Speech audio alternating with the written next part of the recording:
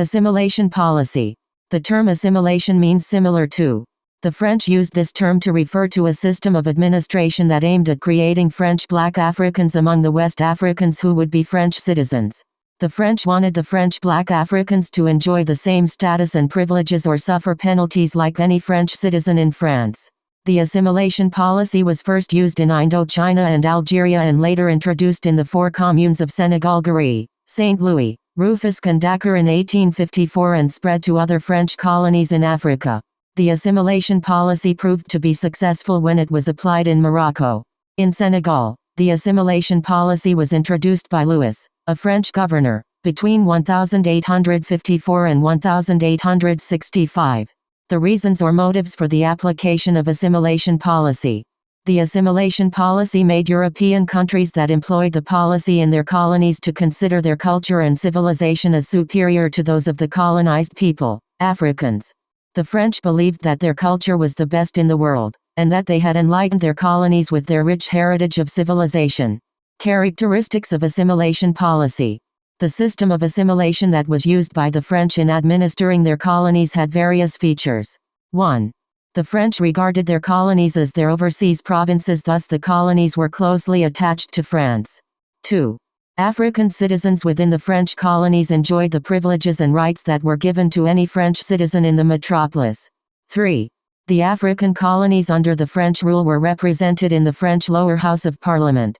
This showed that there was political integration of the Africans with France. 4. There was a close economic relationship between France and her colonies in Africa. The French currency was used in the colonies, an indication that the colonies were integrated to the metropolis country. 5. They had the intention of making the Africans in the colonies to be good French citizens through dictatorship that forced Africans to learn French language, follow the French laws, apply French civil and political systems, be Christians and adopt French manners. 6. They encountered a lot of difficulties in West Africa, since their attitude towards African culture and the African chiefs was negative. The French administrative colonial structure. The French administration in the colonies was highly centralized at the top and decentralized at the bottom.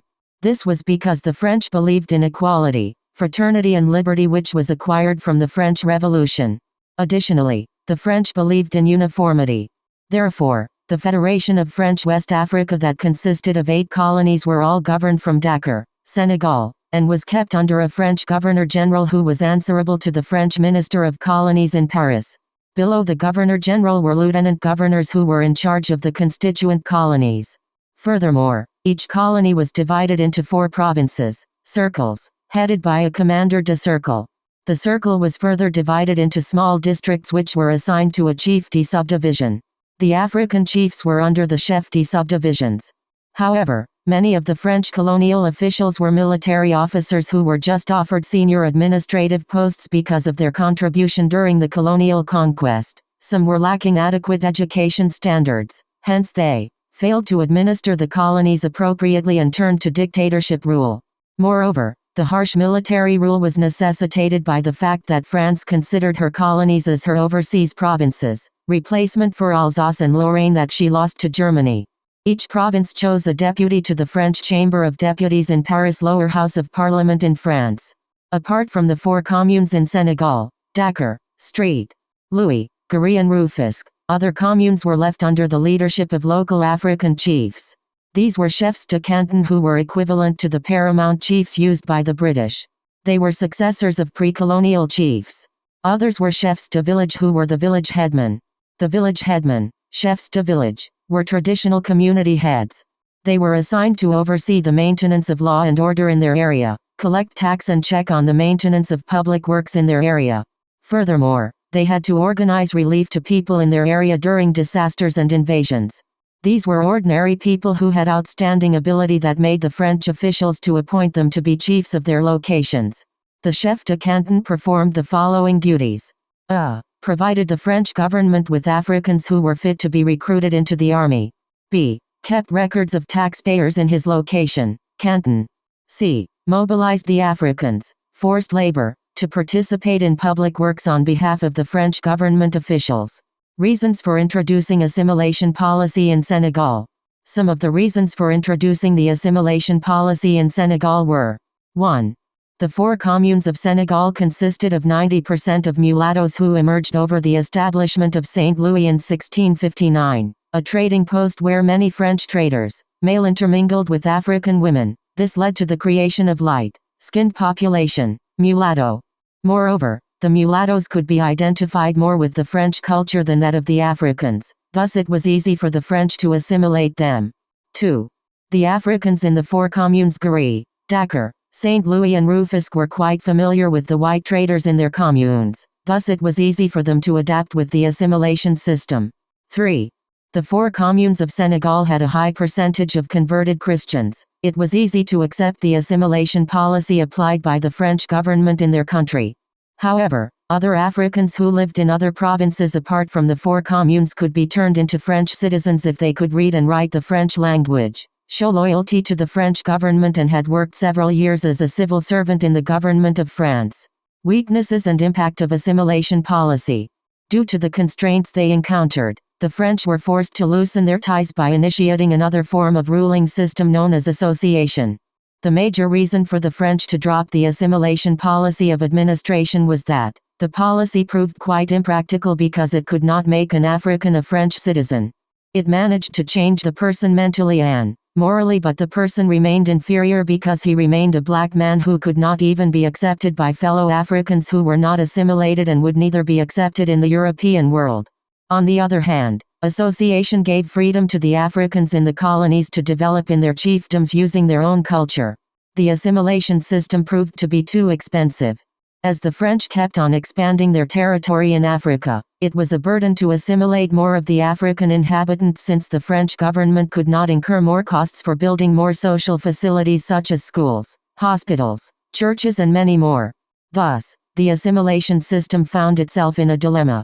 It arose fears among Frenchmen in France that the assimilated Africans could bring an economic challenge to them, since they would get equal rights as other Frenchmen, particularly in trade activities. Thus, they thought of discrediting the assimilation policy in order to safeguard their own interests. Many African traditional authorities were replaced with eroded assimilated rulers who had been brainwashed with the French culture. There was a great gap among Africans as an effect of assimilation policy, as the assimilees were favored by the colonial government while other African people from other communities were exploited a great deal. The assimilees were exempted from tax paying and forced labor because they were considered French citizens, while the unassimilated were forced to pay tax and were subjected to forced labor. The African colonies were regarded as part and parcel of France, since the assimilation system of administration considered their colonies as their overseas provinces. French became an official language in most of the African countries that were colonized by the French, Francophone countries. The reason behind such decision was the impact of assimilation, whereby many Africans were influenced by the French language. Factors that led the assimilation policy to fail in West Africa. The assimilation policy was not accepted everywhere once introduced in West Africa in the 1890s. It faced resistance from African societies and local rulers. Among the factors that led to its failure were: 1. Some African communities with strong cultural ties refused to accept the French assimilation policy and abandon their traditional ways of living. 2. African traditional chiefs discredited the assimilation system because it threatened their authority over the assimilees. The assimilees did not accept being under the African chiefs, as they regarded themselves to be superior to them. 3. Muslims disapproved the assimilation policy for it gave room to the French to convert them to Christianity, while they wished to maintain their Islamic faith. 4.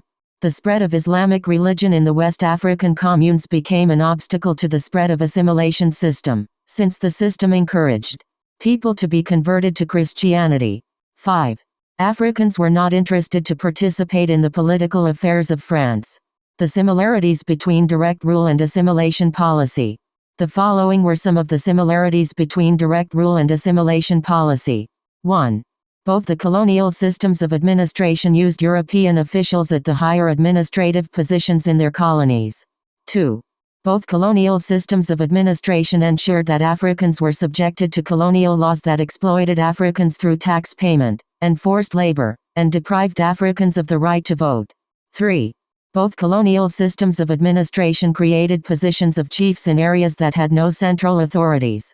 For instance, the British did this in some parts of Nigeria and Kenya, while France formulated chieftainship in Senegal. 4. Both colonial administrative systems exploited the such as minerals, forests and rivers. 5. Both colonial administrative systems underrated and ignored the traditional African chiefs. African natural resources. The differences between direct rule and the assimilation policy. The following were the differences between direct rule and assimilation policy. 1. The British colonies were separately administered by an appointed governor, comme Britain, while French colonies in Africa were considered similar to other provinces of France. 2. The direct rule involved separate administration of African colonies, as opposed to the assimilation policy, which involved the administration of all the African colonies as a federation. 3. The British colonies formulated the legislative councils in the colonies and discussed policies that governed the colonies. Thus the British colonies had no representatives in the House of Commons. On the other hand, the French colonies elected representatives to the Chamber of Deputies in France. 4. The laws that were used by the British in the colonies were those passed by the legislative councils in the colonies, while those enacted in the French colonies in Africa were the laws created in France. 5. The assimilation policy made the Africans who were in French colonies to be French citizens and enjoy all republican rights. This was opposed to British colonies, whereby no matter what position someone may hold in the colonial state, still he remained a subject of the British colony. The similarities between the assimilation policy and indirect rule. The following were the similarities between the French assimilation policy and the British indirect rule policy. 1. Both systems used crude exploitation measures like taxation, land alienation, and forced labor. 2. Both policies were based on misbelief about Africans. Europeans considered their religion, race, education, policies and other kinds of civilization as superior, and thus they had a mission to civilize the Africans. 3.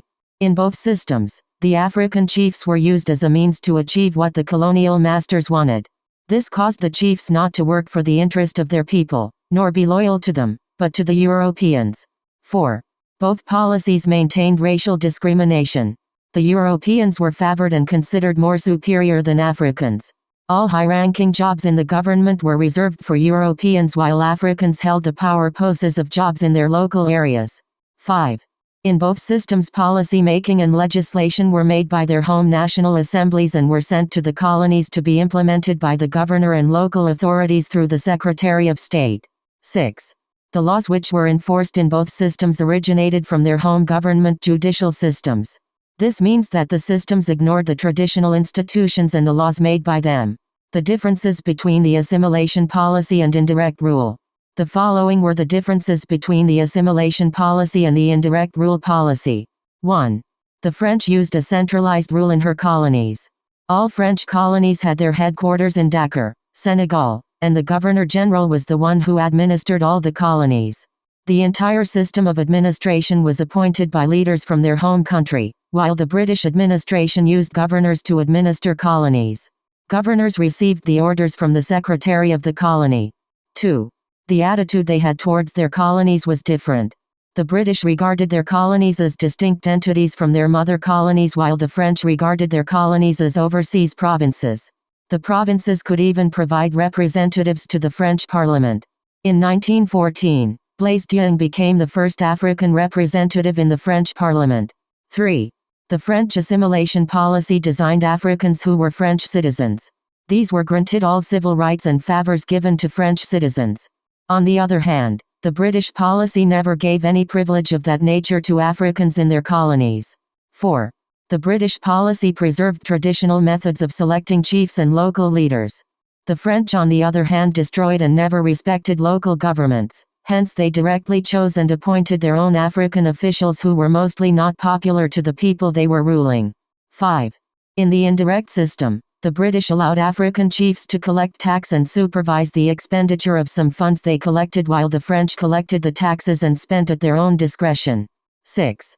The revenue management of the two systems was quite different. While the French West Africa collected all the tax and sent it to its headquarters in Dakar, Senegal, and was managed by the Governor-General for equal distribution and development of all its colonies. For the British, each colony was given the freedom to spend the revenue collected for the benefit of that colony. 7. The indirect rule that was imposed by the British in their colonies did not disrupt the traditional African culture. On the other hand, the French assimilation policy ignored and destroyed the African cultures in the colonies. Activity 2.2.